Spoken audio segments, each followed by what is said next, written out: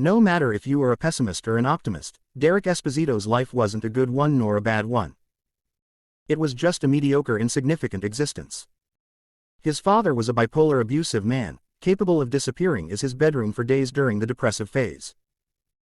He would wake up only to eat, use the bathroom and the occasional, "let's make your life miserable," fit of rage.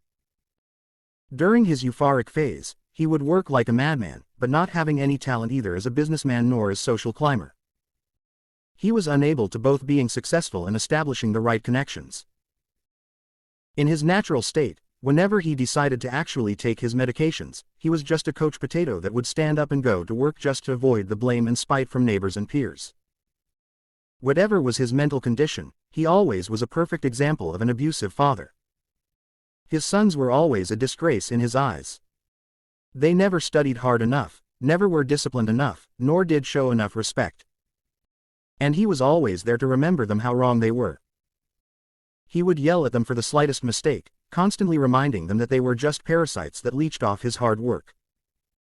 And when words weren't enough or when they did fail to meet his expectation with school grades or chores, there was no teacher like his leather belt. Hence, Derek and Carl had to quickly learn how to fend off for themselves, since their absent-minded mother practically forgot about them right after giving birth. Dedicating her life in pursuit of peace and quiet, staying as far as possible from her spouse's tantrums.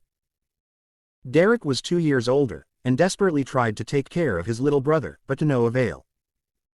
They grew up watching and reading stories about heroes protecting the weak and upholding justice. But no hero ever appeared to save them. Every week they would be forced to go to church to worship a nondescript benevolent God and his Son, the Savior of all mankind. But no matter how much they prayed or how good they were, no miracle occurred. So, they simply stopped believing in heroes and instead of wasting time with prayers they crammed. School was their only oasis, but that lasted only until the 6th grade. Once in middle school, it didn't even take a month before the bullying started. Their cheap clothes and gloomy disposition made them the easiest targets. They were so used being tossed around and insulted that they didn't even bother trying to fight back. For a long time, Derek had considered it the worst moment in his useless life. After a month, he knew he could not take any more of that, so he tried to make things better. He reported his father's abuses to the social services with an anonymous email, but being overworked and understaffed, the social work assistant made a brief visit and never came back. Then he tried to end the bullying by reporting their aggressors to a teacher, which in turn washed her hands by reporting it to the principal. The principal did not want to meddle with what he deemed as childish pranks, so he called Derek's parents to inform them of the problem, hoping they would let it slide. And at least his wish came true. Derek, instead, took an extra beating for not being man enough to face his own problems. "Are you really that stupid to never learn anything from me? Never delegate. If you want something done right, do it yourself." Derek had never felt so helpless and desperate, so that night he bawled his eyes out, until he fell asleep. That had been the last straw. The next day he felt different, clear-headed like never before. It was not the time for despair anymore, he needed a plan. It would take him years to realize that something inside him had died. He was no longer able to trust, hope or develop any sense of kinship. He was surrounded by enemies, and to survive Derek needed to be able to fight back. So, Derek asked his father to let him join a dojo and learn martial arts, and to his surprise he did not have to beg or even ask twice. His old man was glad that his wimpy and scrawny poor excuse of a child was finally interested in becoming a man. His only condition was that Derek was not allowed to quit for at least 1 year, otherwise he would have to pay for it. Not only Derek started practicing Aikido almost daily, he would also wake up 2 hours earlier every single day to build muscles doing push-ups, squats, sit-ups and running until he was out of breath. In a few months he was finally able to do every day 100 push-ups, sit-ups and squats and run for at least 10 kilometers before going to school. Aikido soon revealed to be a perfect choice for his situation. At low level was mainly focused on self-defense, but there plenty of space for attacking and fighting dirty. By practicing martial arts, he finally discovered something he was good at. He was not particularly nimble, nor a fast learner.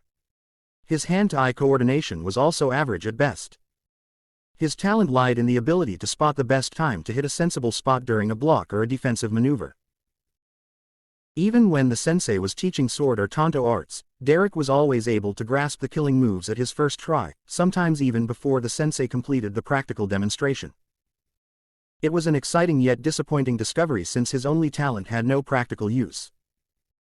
Even if Aikido was a sport with tournaments instead of a discipline, hits to groin, eyes and trachea were universally forbidden.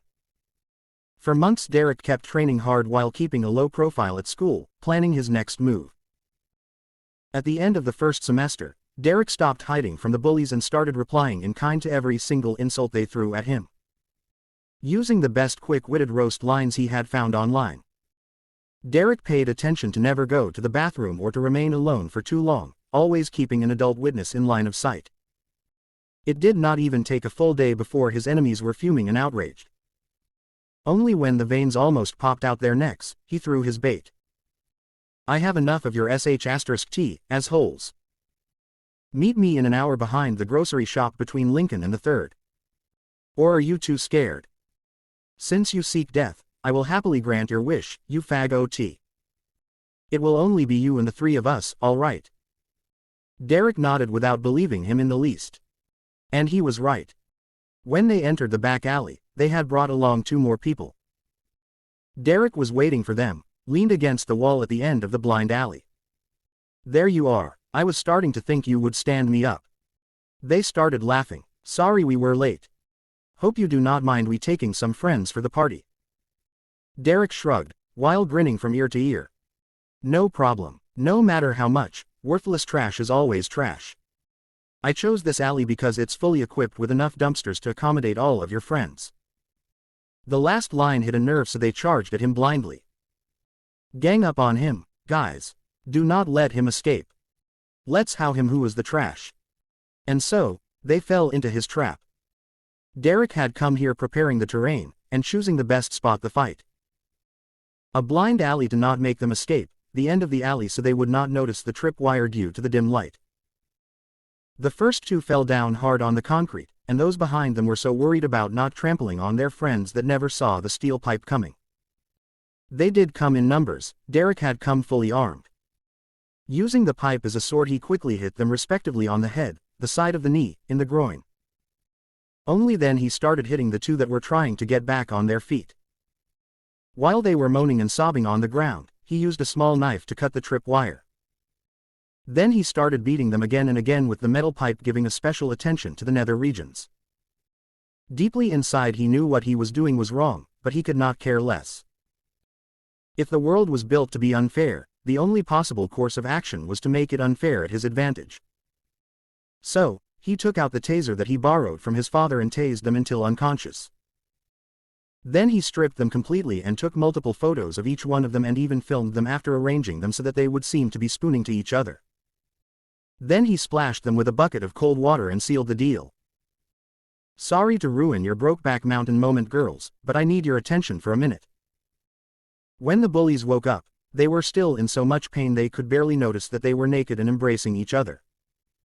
Retorting to Derek while he had still a firm grip on the steel pipe was out of question, so they kept quiet and listened.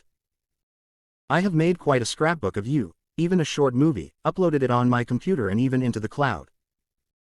And it would be terrible if someone, I do not know, like me, for example, would upload them on all the biggest image hosting sites. You know how they say, internet never forgets. The bullies started crying and begging. Imagine how terrible would it be. Whenever someone would Google your names, be it your grandma, your girlfriends or even the colleges you were willing to apply to, the first thing to appear would be those photos. Dude, no, please, I do not even know you. I was just making a favor to a friend. It was only a joke, please forgive me. The choir of begging gave him the goosebumps. Derek wanted to puke at their hypocrisy. I do not care for your pathetic excuses. From this day onward, you will leave me alone. And you better pray that nothing happens to me, because the cloud is set so that if I do not enter the password every day, it will upload them everywhere. Without waiting for their reply, he turned back and walked away.